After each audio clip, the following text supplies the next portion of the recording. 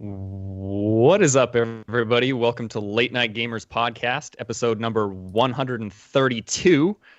I'm Nick Perzanowski, and with me this week and every week is Steve Morgan. Yo, yo, yo! I'm just really stressed out right now. Tim Madden. Yellow! I'm stressed out too. But no, this is Steve. Charles Caldwell. Echo! And we have a special guest this week, actor and producer. Just a few things that he's known for. Kyle Hester is joining us this week on the podcast. Welcome. Hey, what's happening, guys? Thank you so much for having me on. Thank you very much for coming on. We appreciate it. Everything. I've been conversing with you on Twitter for probably the past week or so, and I see how busy you are because how many projects are you currently working on?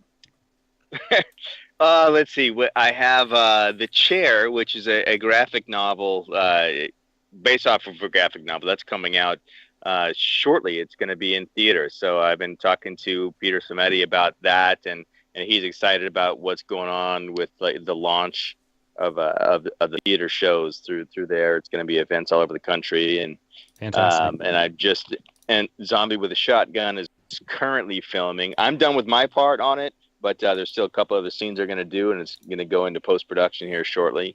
And then the Preacher 6 is actually what I'm winding up in for the social crowdfunding and getting everybody involved and getting the film off the ground. So yeah, it's a lot of stuff going on. Yeah, that's a lot of work, and especially since it seems like you are also doing a lot of marketing for all of them on social media, at least. It does seem like that. Well, you know what? Here, I think basically the thing with social media is if you don't put things out there, nobody knows what the hell's going on. So exactly.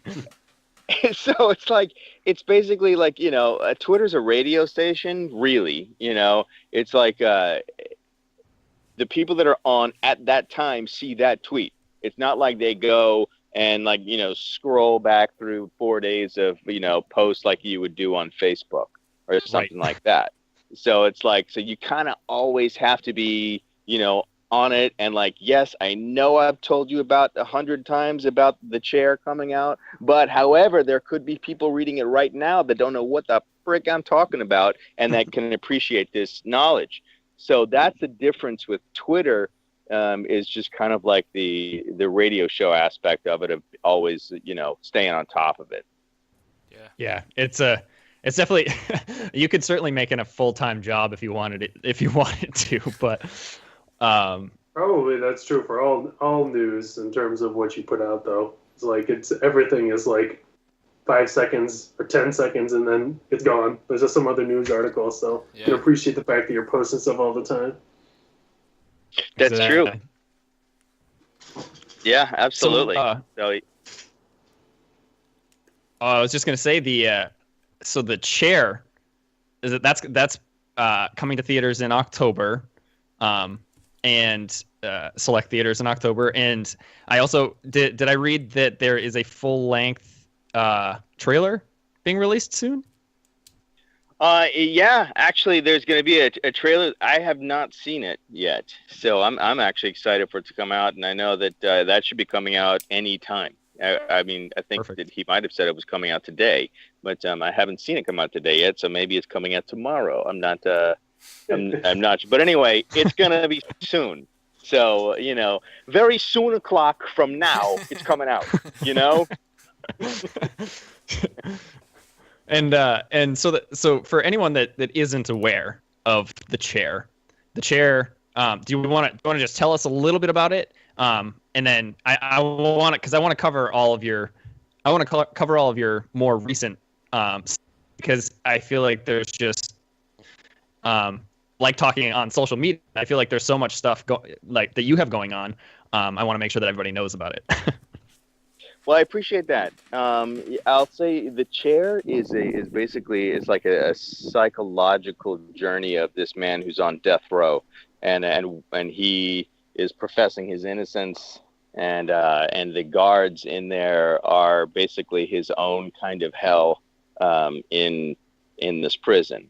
So it takes you through a journey of what's real and what's not real, who's the good guy, who's the bad guy, through the whole thing, and is this guy innocent or not?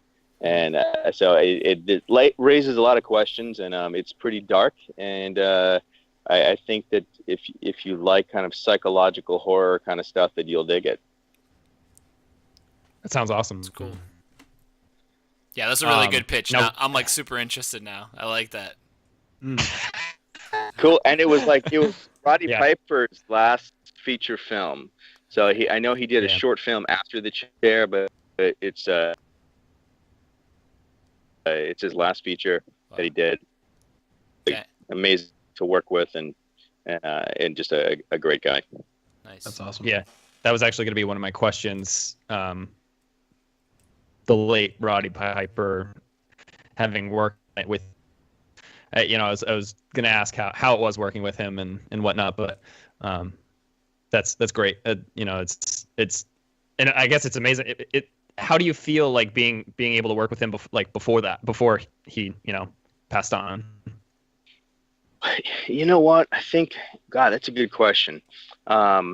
It's shocking, I think, anytime that somebody that you know or just work with or it's close to you moves on, and I think that it just kind of like, wow, like we only really have so much time, and you don't know when that is coming. It's like you can't get ready for what's coming, whatever it is. So it's like every day, I feel like I'm like a man possessed, like trying to get as much stuff done as I can, because you just don't know, so make the most of every day is kind of what those things just remind me of. Absolutely. So another move currently that you're working on, or I don't remember where you are in the production of it. I think filming's all done with Zombie with a Shotgun now. Is that correct? I'll say Zombie with a Shotgun is like 80% done filming wise. So I know right now my character's done, but Hilton is working out scheduling and whatnot for the last few scenes that he has to shoot, and it's already, what we have shot is already being edited. So it's kind of like putting together, on a shoestring budget. It's like, what can you do and how can you work with people's schedules to get a film finished? So that's so it's in various forms of being complete right now. Can you give us a teaser on the type of character you played in Zombie with a Shotgun?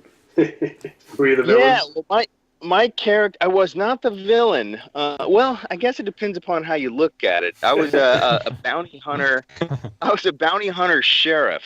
So I was, kind of trying to get the guy that has the virus, and so that I could contain it. So I think that was my motivation through the whole thing. So I'm kind of like on a mission to go get the the lead, which is the zombie with a shotgun. And does the zombie have a social cause that he's fighting for, similar to Hobo with a Shotgun? No, I would say that no, it's more personal of trying to survive himself, with the zombie virus. Nice. And it's a cool little idea that Hilton came up with, like what caused the zombie virus, and where did it come from, how do you stop it, who's controlling it, all of that kind of stuff. So it's a little inside baseball on zombies. Excellent. I like the artwork for it. Yeah, it's really cool. It definitely leaves an impression. I think, it's gonna be cool. Hilton's he's working on the comic book, so that's in the works too. He's got a lot of stuff going on with Zombie with the Shotguns. Definitely, proud to be a part of it.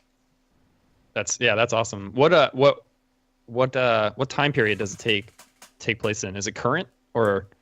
It's current. It's current. Okay. Yeah. Just curious. Yeah. Current. We shot in Chinatown in New York, and it was like, God, 3 of the hottest days of the summer in New York, and then we were shooting in a basement. So it was like 97 degrees for 3 days in a row, and like we're just drinking water like you're taking a shower, and it doesn't matter, you know.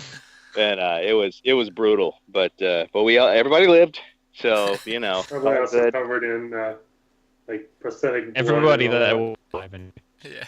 Right. Yeah, there was melting prosthetics and all of that. So yeah. Well, the sweat really adds to the tension of the scene, though. You know, it's like everyone's really sweating, actually, because like. Oh yeah. The sweat is real. Yes, the struggle is real. Absolutely. Nice. So do you, as your character Hank Ray in Zombie with a Shotgun, do you kill, or I guess I don't kill is the word, but destroy a lot of zombies? Do you get a lot of those scenes? Well, I am actually after a particular zombie. So it was like my mission was not to eradicate zombies, because actually in this world it's not legal to kill a zombie. Oh man. For reasons that will be disclosed. Sure. Yeah, exactly. So I was more going after, trying to bring in this guy. So, there's more to be revealed in the story, but I don't think I should give away too much. Yeah. No. No. Now I'm even more curious, though. Yeah. I know. all of us are big horror fans, so it's we like to hear of unique storylines and different takes on zombie films, since I mean we've seen a lot. Yeah. I think the most scared I've ever been watching a horror movie was zombies. I think that there's it's how many different variations can you have on a particular theme. Yeah, and I think that really it's like, there's endless stories for any particular scenario. So you throw zombies into the mix, and it's kind of like, wow, this is going to be interesting. Let's see what happens. I think that's how that's possible. That's awesome. Yeah, that sounds like a great movie. I'm actually super excited about both Zombie with a Shotgun and The Chair at this point. I mean, like, I feel like reading like a small clip of information about a movie is one thing, but actually hearing it from someone makes it so much more. Yeah, well, it's difficult to really get a vibe from a tweet, on what's going on. You get an image and a couple of words, and it's like, oh, that looks interesting. I wonder what that's about, Yeah. And so it gets you interested in something. So I think that with The Chair, it's like there's a graphic novel that the story is based on. So, and the graphic novel was done in like, I don't want to misstate the year. I think 2008 he came out with it, or maybe 8 years. Anyway, I think right around then is when he initially, put it out. So it's been a long time coming, but the story is there to read, so you can see, what's going to happen in the film and the interpretation, of the film from the graphic novel. So, but I do know that like The Chair is getting some pretty killer reviews so far. Awesome. From people who have the screeners and whatnot. But there were some pretty intense moments in it. So I'm looking forward to going onto a wider platform and seeing what everybody thinks. Yeah, we're all looking forward to it for sure at this point. Yeah. Do you think that having the movie based on a graphic novel, do you get that how do you think that affects a movie if it's based on something that already has like that visual art with and then transferring it to kind of like a moving art. Well, I think that I think it's awesome, really. I mean, it's like, like comic books, you have the visual medium right there in your imagination, where you kind of play the movie out in your head, and then when you go see, what you think that scene was, an interpretation by somebody else's head, so that's really what it is. It's like you're seeing into the mind of someone else who saw that same image that you did, so I think, and there's, it's endless possibilities of how to pull something off. So I think, with Batman and, stuff like that, people are going to be like, oh my God, that was awesome. And other people are going to be like, that's nothing like what I saw in my head, so, Yeah. So it's all subjective, but isn't that awesome? So that's why movies are cool. Yeah. And kind of along the same lines, how do you feel about remakes? Happen in kind of all genres of film, but like horror movies especially. Here's what I think. I think that remakes, it's basically the business side and the art side clashing. So and it's the business side winning.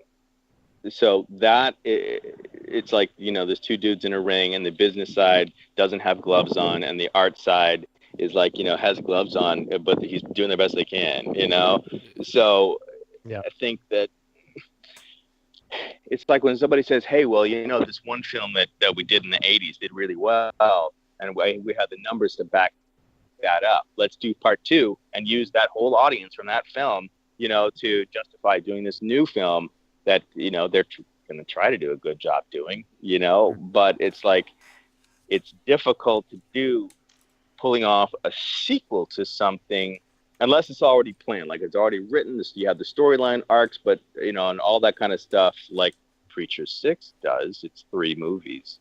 Anyway, so basically, segue. So, yeah, so I think that it's like, you can't beat the numbers, and it's like when the studios are dealing with like bazillions of dollars. So I think they just see the risk reward to it, and unfortunately, art loses in that equation, and that's why you have to go to independent film, which is why you were talking to me and people like me. Yeah. So it's like because we are, we are the music makers. We are the dreamer of dreams, as Chocolate Factory says. So I think that because there is no, there's no money. It's not like I'm putting up $100 million, to make a film. It's like, no, I'm going on IndieGogo, try to raise $75,000 to make a movie, and we're going to do the best we can, and I think that that is it's a completely different animal, and I think that's why it's so important that you guys are doing what you're doing, with like putting stuff out there, because this is how people hear about this stuff. It's like there's no CNN or commercials, or don't have a USA Today spread or People magazine, right. All that kind of stuff. So it's like, this is all grassroots. Yeah, I like that. I think that you make a point that it's kind of like it's the little guys sticking with the little guys, and then things can become bigger by banding together and getting it out to the masses, because each group has a reach, and if you have that reach go out across 50 different places, then that reach just gets larger and larger, and it helps people to make to movies like Preacher 6 and to like actually please a lot of people. Hey. Yes. Were you just talking that whole time? I was indeed. This is because Skype is the worst. No, that's awesome, because you'll be able to edit that right in. like I wasn't disconnected for a moment, and now I'm back. So then just recap what you just said so that I can go, oh, yeah, that's awesome. Hey, that's what we do every day. Yeah, exactly. Yep, the story of our life. So I was just saying that you know, on an indie level, you know, we're a pretty small podcast, and you know, you guys, people like you are making these indie films, and to kind of back up your point, you know, there's all these multiple kind of smaller outlets that you're reaching out to, but the more you reach out to, the larger the reach, and it ends up spreading, you know, to something much larger, and can fund the films that you're looking to fund, like Lecture 6 and other things like that. So yeah, absolutely. I mean, the way that I look at the whole indie film, and you know, bloggers and podcasts and all this, it's like it's the many voices, you know, that can impact the same as, like, you know, one big guy, you know. So yeah, I think you're right. It's kind of like we're all in this together, you know, trying to make a splash, doing our own thing. So help each other out, you know. It's like, you know, do the interviews and talk about the stuff that nobody's hearing about, and I think that's what you got to do. Absolutely. Yeah. And segueing directly into Preacher 6, which is it's not on IndieGogo yet, correct? No. We Okay. are launching October 13th on Awesome. on IndieGogo. Good day to do it. What's that? Good day to do it. Yeah, I think so. I think, you know, it's like horror films, like the number, you know, horror fans, the number 13, they go together. So, and October goes together with that whole situation. So, you know, Yeah. let's make a movie, shall we? I like thinking about Halloween as a situation. Absolutely. So Yeah. why don't you tell us? Awesome. Why don't you tell us a little bit about Preacher 6 in general, and just kind of what the movie is. All right. Well, Preacher 6 is, in a nutshell, it's about a small town preacher who is basically summoned to a big city, and he ends up fighting evil in a literal sense. So if you see the artwork, you know, you'll see, you know, this guy holding weapons and whatnot, and dealing with all this, like, you know, these kind of creatures and darkness and all that kind of stuff. So it's basically the little guy against the other side in whatever ways that he can fight it. So it's going to be a grindhouse kind of actiony film with some comedy in there, and it's going to be it's like a dark kind of noir Sin City vibe is kind of what we're going for. From Dusk Till Dawn. Maybe a little From Dusk Till Dawn. Yeah. So I mean, I know that Grady Earls, the director, like he has a vision for how he wants to pull it off. It's going to be kind of steampunkish a little bit, you know, some dark, and it's going to be shot a lot on green screen so that he can get creative with those elements and whatnot. So it's ambitious for what we're doing. So it's definitely a lot more elements are going to come into play on Preacher 6 than in the two other films that we were talking about. I like everything that you just said, literally. Right on, you know, that's right. what we're looking to do. I mean, okay, here's the thing. Basically, my wife is the screenwriter of this Preacher 6, and nice. Yeah, she's awesome too. She's like shy. She doesn't do interviews or anything like that. Don't ask. So what's her name, so we can at least give her props for Yeah. So Tracy Ray, screenwriter. Perfect. But we had just been involved. I had been involved in this other movie for like 5 years, and it basically when the illusion of money became real, or the money was the illusion, but that was real enough for the guy that wrote it to basically freak out and like blow up the whole thing, so I had just spent 5 years on a project trying to get it off the ground, and then all of a sudden it was gone. That's it. Yes. So it's like, that's never going to happen again. And I was talking to my wife and was like, you know what? I can't do this like ever again. Put that much energy into someone else's project that they can like go, I'm going to take that back. It's like, no, you're not. Yeah. We're not doing that anymore. So that's when the impetus for Preacher 6 came along, and it came out of nowhere. It was like, it's funny. My wife's walking around the house, and she started saying, "Preacher," and I'm like, "What the fuck are you saying?" And she's like, and I was like, "What is that? That's Are you so possessed?"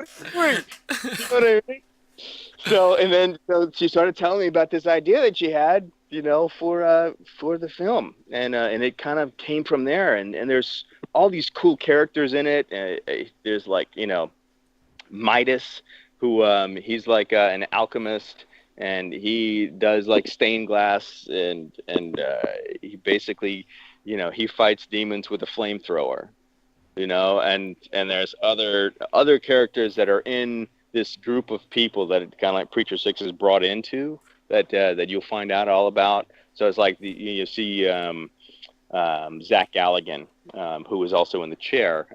He's going to be in Preacher 6 as well. He is you'd know him from Gremlins if you don't know who Zach is.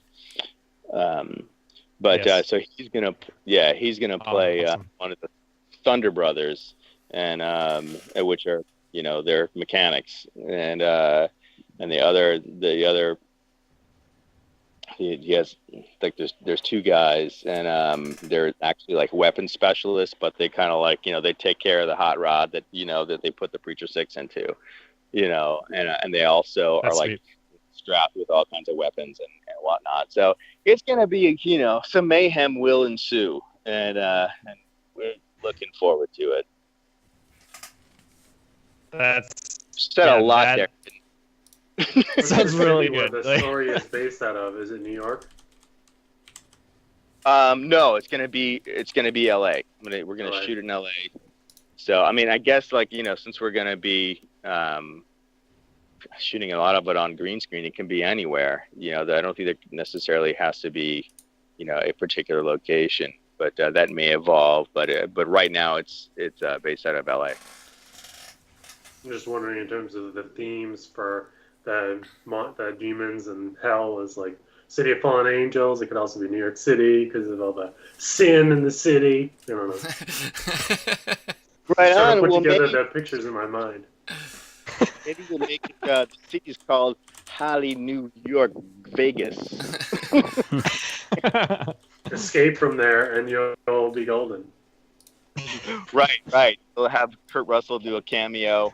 I like where you're going with this. He'll just be reprising his role from The Hateful Eight, spinning up blood everywhere. Escape from New York. You said it. Yeah. Oh, I know. But then he'll be reprising his like. I like to think that The Hateful Eight, the character he played there, is inspired in part by Escape from LA and Escape from New York. I feel like all his characters are the same. I watched The Soldier recently, and despite the fact that he only says like 4 lines, his character is pretty similar to. Yeah, well, I think basically you'll find that actors will find what's in their wheelhouse. Yeah. Like, all right, what do I do that people like to see? And then they will kind of repeat that, because in actuality, it's like once you become like a Kurt Russell, people are expecting You know, I mean, they don't want to see Kurt Russell playing a doctor, you know, being meek. Maybe if he's tearing people's legs off. You know what I'm saying? Yeah, Kurt Russell with a doctor and a gun. You know, then you have like, oh yeah, watch that. You know, but, so I think that it's you know, it's what people expect out of or want to see out of an actor. You know, Satisfying. I mean, myself like a chameleon. You know, I pretty much do lots of different things, lots of different characters and whatnot. So, you know, but I guess I'm kind of like leaning a little bit. Last few things, there's been some action-y, you know, kind of stuff. So that's fun. So that might be what ends up happening. What's your favorite part of the roles that you play? The action piece, or is it kind of the more character, like exploring the character's development? You know, I hate this answer that I'm going to give you, but I'm going to give it to you. That's fine.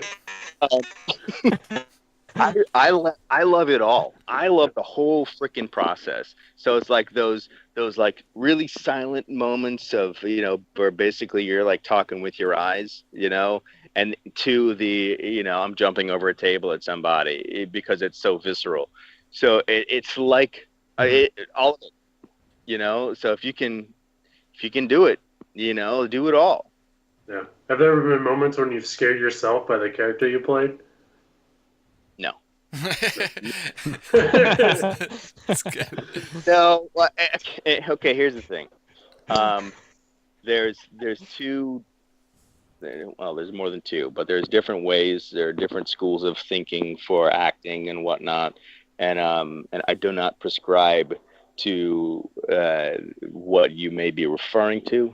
You know, where actors will go into, you know, a role or character and become that character, you know, and you know, about method acting out and, you know, all that kind of stuff, and you end up doing stupid things like sending dead animals to people and whatnot. Go fuck yourself. You know? Go fuck yourself, Jared Leto. You heard it. You heard it here first. I'd tell it to his face. You know? Well, I mean, if somebody sends me a fucking dead rat, you go fuck yourself. We have problems, and that's not cool. You know what I mean? It's not funny. It's not cool. You're an asshole. Yeah. You know. So yeah, that's anyway. what a I say that now because who the hell am I? But you know. but yeah, I do not like any of that stuff. You know. So to me, it's like you basically like the character is its own thing, and you just let him come through, you know, when you're doing the part. And then when they say cut, you cut, because I'm Kyle. I'm not that guy, you know. Right. So and I think you know you have a real life, a real wife. Do I have a real life? No, I was just saying you have a real life. You have a real wife. Yeah. You have things beyond just your acting. So what, like, it's kind of like cutting it off. It's, you know, if you work any job, you quit at the end of the day, and then you go home and you're exactly. It's like, you know, like a detective, like a homicide detective. You know, you got to leave that shit at work. You know, otherwise, you know, you drive yourself and everyone else around you crazy. You know, so yeah. But that's what I do. So yeah, I'm not a big method guy, as you can see. I get kind of fired up about it. Well, good. We need passion. Yeah.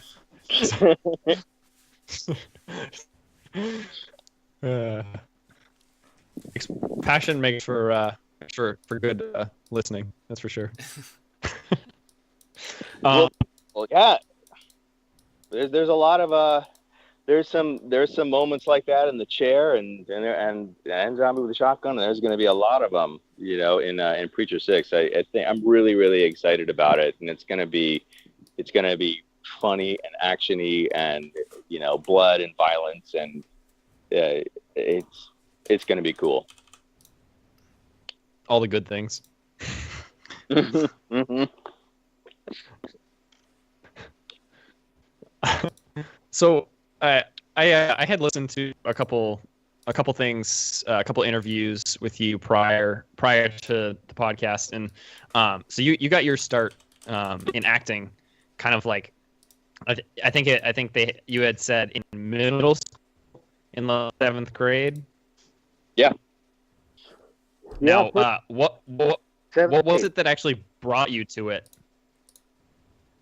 Well, it was basically I was watching Fame on TV, and this guy Leroy was dancing around on the stage, and he was doing his thing and singing Mannequin and jumping over mannequins, and just having a blast. And that looked like oh my God, that looks like more fun than I've ever had. So I need to do that. And so that was that was it. And at the time I was in band, thinking that I wanted to play the saxophone. And I was in the 6th grade, and then that happened, and I was like, you know what? Can I like not do the band thing and go into this drama class over here? And that was the end of it. Nice. You did it. Was it like one of those things you did once, and you were like, yeah, this is what I want. This is what I want to do. Pretty much, yeah. I went to I auditioned for a performing arts high school after middle school. There was a HSPVA in Houston, which is a high school for their performing and visual arts, and which is just like the Fame School in New York. So it's like I have to do that. So I auditioned for it and got in, and I ended up going there, and got a bunch of training and stuff like that in high school. And I went to Cal Arts out here in Los Angeles. So yeah, it's been a lifelong thing. Awesome. Cool. Yeah, that's awesome. We'll say some of your going to the other things, but what would you say your favorite movies are, or one of your favorite movies, and also name a favorite horror movie of yours as well, because we like movies. Well, I'll say that they're both the same movie. Oh, perfect. So, okay, even better. Yeah, The Shining, Nice. with Jack Nicholson. Mm-hmm. Yeah, I think that that is one of the best movies that's ever been made. From a suspense to the performance to the acting, everybody was amazing in it. I mean, it's like you believed that you were there and this was happening. And I think that it's a timeless piece. And obviously, there's those memorable things that people quote to this day. And I think that if you can do that, then you've won. Then you did your job as a filmmaker. It's like if you can make people still repeat lines from a movie, 30 years later, however long it's been, you've done your job. Yeah. As opposed to sending dead rats to people, then you have not. We have the fortune to have the Mount Washington Resort in New Hampshire. Yes. All of us are from New Hampshire, which is where that movie was filmed. So. Really? Oh, that's a trip. That's very cool. And my wife was up at that hotel earlier this summer and said it was just as creepy as it seems in the movie. when at night, when nobody's around, just like walking through the hallways, like, I'm not sure if I want to go around this corner. Yeah, did she have any ghosty things happen? Not really. I think she was too busy drinking. Right on. Hey, well, what you gotta do to keep the ghosts away. So take some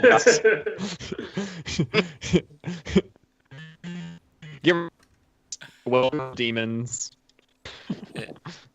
Right. Whatever. You can't be. I would also say that is a fantastic movie. One of my favorites for sure.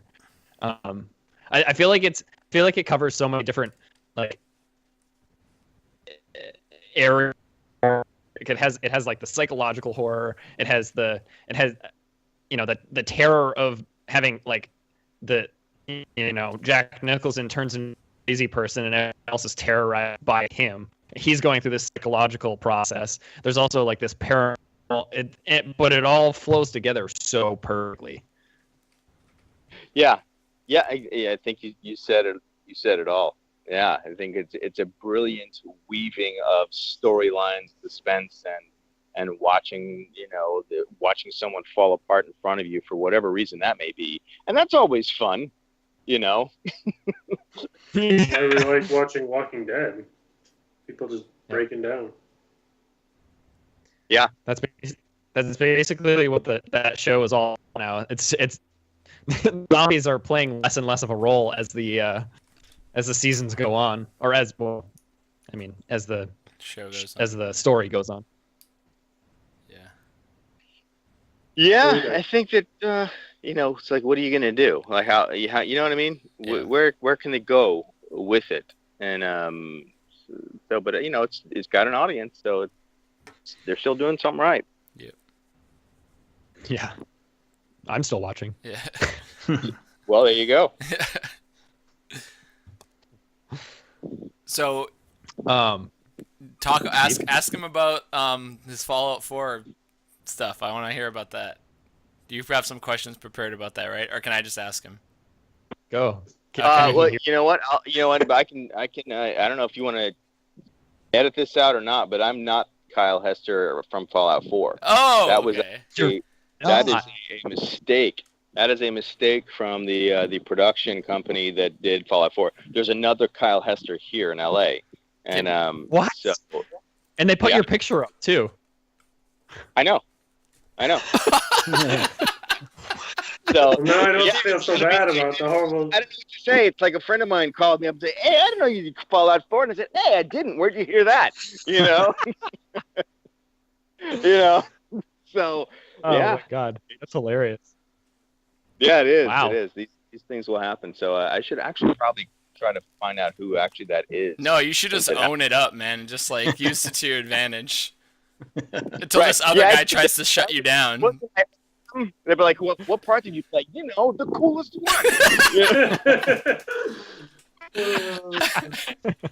All the Well, parts. it's funny because it's like when we initially had this on, and I was they were like looking at the character that the voice actor, whoever your doppelganger out there, who voiced whatever the character was playing, and I realized it was the mayor of one of the towns they go to. I was like, oh man, as soon as I met that character, he rubbed me the wrong way, so I just shot him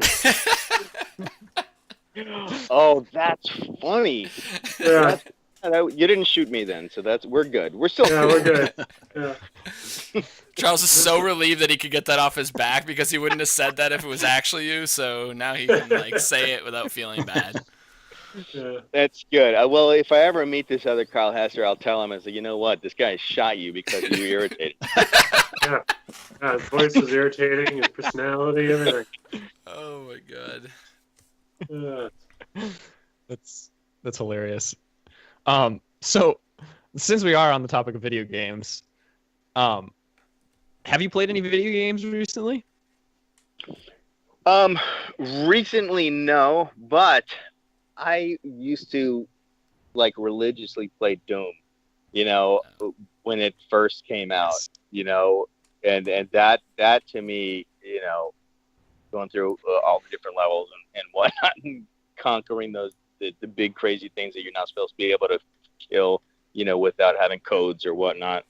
So yeah, that was my game, was like the first one, the Doom. It's like the birth of horror video games for sure. That game scared the shit out of me when I was a kid. Yeah, you played it for an hour and didn't play it anymore. It's like the suspense, the music, whatever, I can't remember it now, but it's like you're creeping around a corner and it's like, there's something gonna fucking kill you right around that corner. It's like yeah, good stuff. And there's like all these mutated eyeball creatures and like just horrible demons. It's just, yeah. I remember when I was a kid, I couldn't play it. I just put it down. I was like, I'm done. This is just too much for me. Yeah, I'm done. Give me a racing game.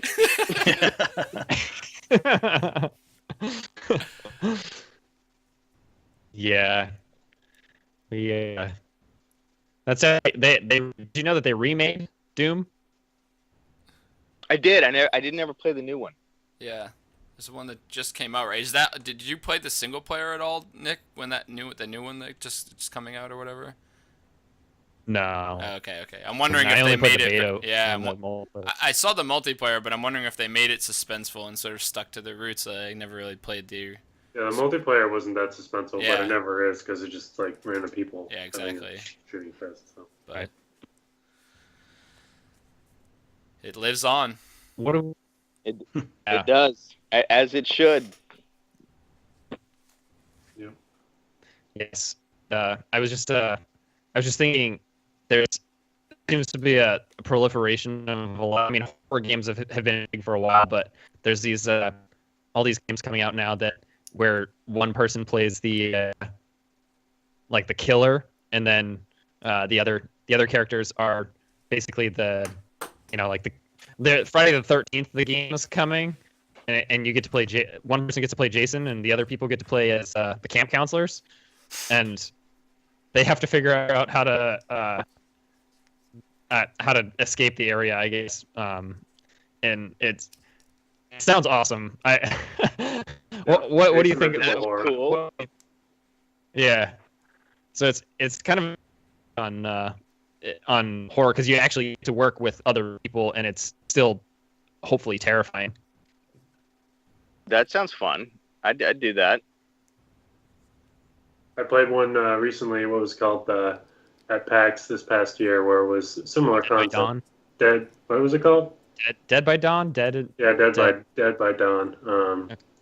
And it was similar. It was like they had three different slashers. So the one that you got to play during the demo that they had was kind of like that stereotypical like machete wielding villain who's got a bear trap and can set it around. It was hard because like the survivors are slower than you, but only just, and they can like get away fairly easily.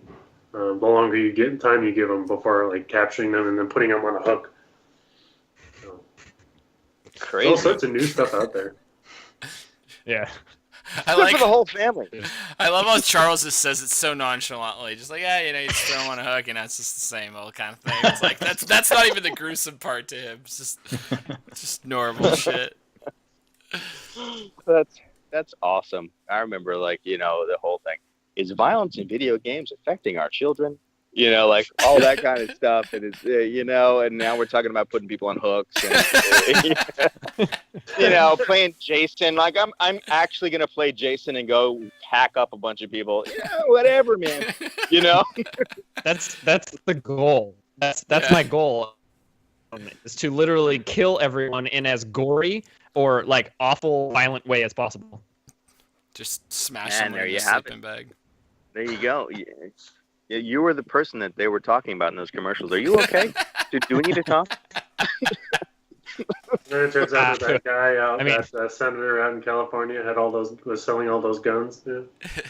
We are just desensitized now, man. Just completely. Yeah, no, definitely, for sure. But that's the good stuff. Yeah. Speaking of desensitized, what would you say the goriest horror movie you ever saw was? God, you know what? I don't watch them. You don't? I am not into like the Saw movies and gory stuff like that. That's just not my thing. I know that it is a lot of people's, and that's awesome. And if like I ever am involved in one, I want it to be like the most realistic, like amazing thing possible. But it's like for me to watch it, it's like I don't watch it. I'm actually kind of like that on this show. I probably differ a little bit, but I'm like way more into like the psychological horror movies, the kind of stuff that you were talking about earlier. That's really my jam. They like really fuck with my mind, and I get way more freaked out about that. When I watch Saw, I spend most of the time like laughing. I'm just like, what is this? This is too much. It's like I can't take this shit seriously. So yeah. Yeah, I agree. I think like The Shining is that's my speed. Yeah. Yeah. Maybe I'll remake The Shining. It's probably too late. Hey, they did that. Well, they did. Oh yeah, they did. They did that. They did. Made for TV. Yeah. It's been long enough. All the CD It's been long enough. Yeah, I remember. You can remake it again. Every decade you can remake the movie. I mean, just like they're remaking it. Oh yeah, that's right. Yeah. Well, they made like 4 Spider-Mans in the last 20 years, so I mean, they can. Superman. Oh yeah, and there'll be 4 more in the next 3, I'm sure. So. In the next 3 months, yeah. Yeah, exactly. Yep. different actor playing Spider-Man every time. That actually would be an interesting artistic feat to see like how close they could get the stories by still being different. Like they could have like an old man being Spider-Man and like like with his cane, like shooting webs out of the end of his cane. I don't know. Oh my god, that is too funny. Hey, guys, It's a black I'm cop gonna in need to wrap Chicago. Yeah. What'd you say? I said Spider-Man. I'm gonna need to wrap this one up. Yeah, it's good. We're All right. I think we're. Yeah, I think we've reached the end. So I just wanted to, well, first of all, thank you, Kyle, so much for coming on the podcast and talking about your stuff. And make sure everybody go check out Preacher 6, The Chair, and Zombie with a Shotgun. And in the next 2 weeks or so, check out IndieGogo for Preacher 6 and contribute if you can. Where's the best place for people to learn about Preacher 6? Is it the Facebook page? No, the best place I think is the Twitter page, and that's just at Preacher6, all just spelled out. So, I mean, I'll be tweeting about it on my personal Twitter as well, which is at Kyle D. Hester. But yeah, I think that's the best place for now. We are going to build a website for it and stuff like that, but that's in the works. Cool. Excellent. Well, Cool. Well, thank you, gentlemen, for having me on. I appreciate it. You guys were all awesome, and I'll anytime you need, I'll come on again. Great. Cool. Awesome. Perfect. Thank you very much. Thank you so much. Thank you. Have a great All night. right, guys. Thank you, man. Talk to you later. All right. Bye. See you. See ya. See ya.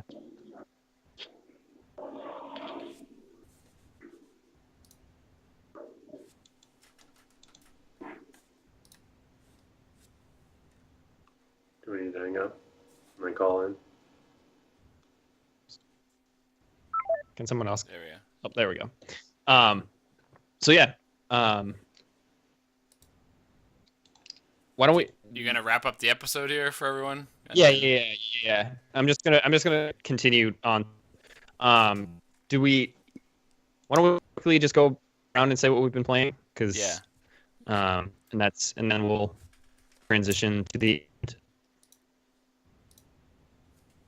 So Steve, why don't you start us off? Okay. I'm like trying to do like 3 things at once here because I'm also running the stream. So I have mostly been playing Overwatch. I actually got a chance to watch Overwatch Open tournament. I don't know exactly. I'm not really sure if it was. I think because it was an open, I think it was run by Blizzard. But anyways, that was really interesting. I had to watch a lot of the pro strats and like the metas that are like being done now. So that set me like really on like an Overwatch sort of binge. So I've been like really trying to like match some of their strategies and sort of play some of the heroes that they play the way they play them. But other than that, I haven't really played anything else. I did play WWE 2K16 this weekend for a while.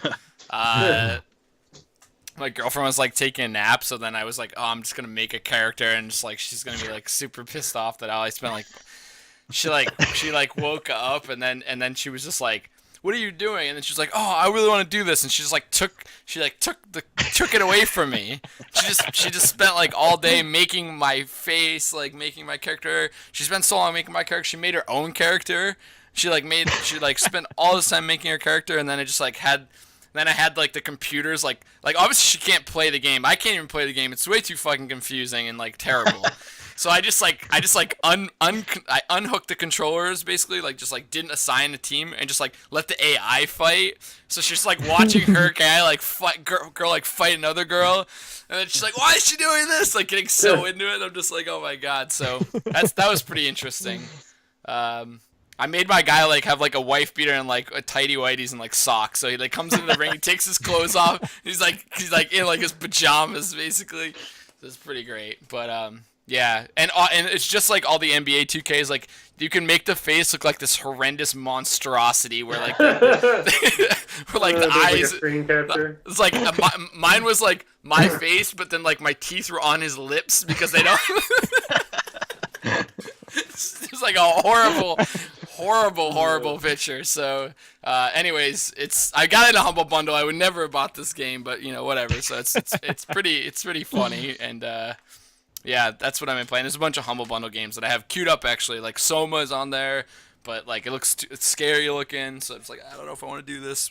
But it's got like really good reviews, and so I'll probably play that at some point. So I have some games lined up. I also played Heroes of the Storm today, and there's like a fucking trillion heroes in the game now. There's like it's just out of control. So yeah, I've been playing a bunch of stuff. Too many things. Awesome. Charles, what about you? I've still been playing Deus Ex Mankind Divided. They did a huge update. It was like I think one of their DLCs that came through yesterday, so I didn't get to play it as much as I wanted to. I think it was called, I'm trying to look at what it was called. It was like called System Rift or something. And it looked interesting. I mean, it was like bring another few missions, a couple hours extra in the game, but I'm still scouring for any scrap of experience that I can find. So that's it. Nice. Tim? Well, I've been playing a lot of Pokemon Go. I've caught my first Porygon, which is pretty cool. And I guess it was a couple of patches ago they added a buddy system, so now you can like have a Pokemon follow you around and it levels up, or it doesn't level up, but you get like candy for however many mile or kilometers you walk with the Pokemon. So been doing that. And other than that, just a lot of WoW, a lot of grinding world quests and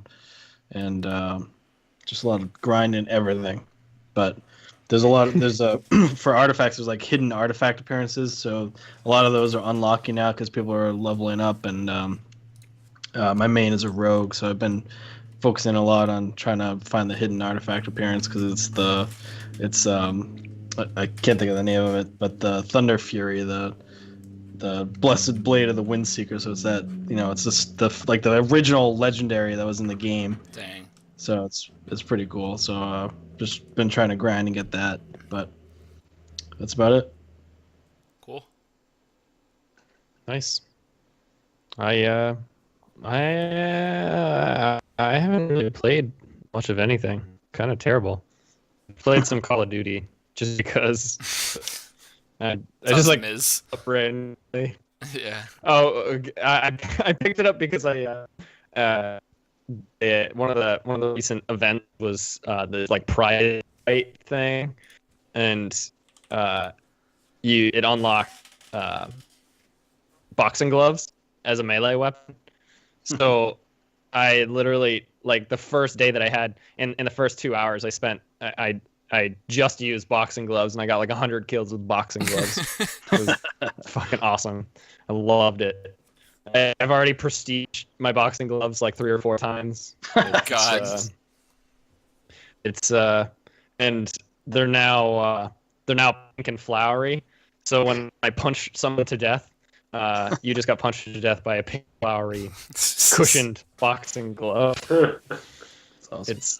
That's like literally all I've been doing is just playing with melee weapons, and like they have this like tracker thing that you can do, so it'll show footsteps of people. So I just follow them with like swords, boxing gloves, and punch the back of the head. God, awesome. It's good. But yeah, that's pretty much it. I don't know. Cool. The cat's over there. So that brings us to the end of the podcast. Thank you, everybody, for listening. Thank you again to Kyle Hester for coming on the podcast and answering our questions and talking about his upcoming and recent movies. And so make sure you subscribe to us on iTunes, subscribe to us on SoundCloud, subscribe to us on YouTube, and go to our website at lngamers.com. www.lngamers.com, and our Twitter handle is @TheLNGamers. You can also find us on the Podbros Network at bros.com. I'm enjoying pointing at all these things on the stream. Sorry, so just So yeah. Thank you, everybody, again. Thank you, Steve. Thank you, Charles. Thank you, Tim. I'm Nick. This has been Late Night Gamers Podcast, episode number 132. And we'll talk to you next week.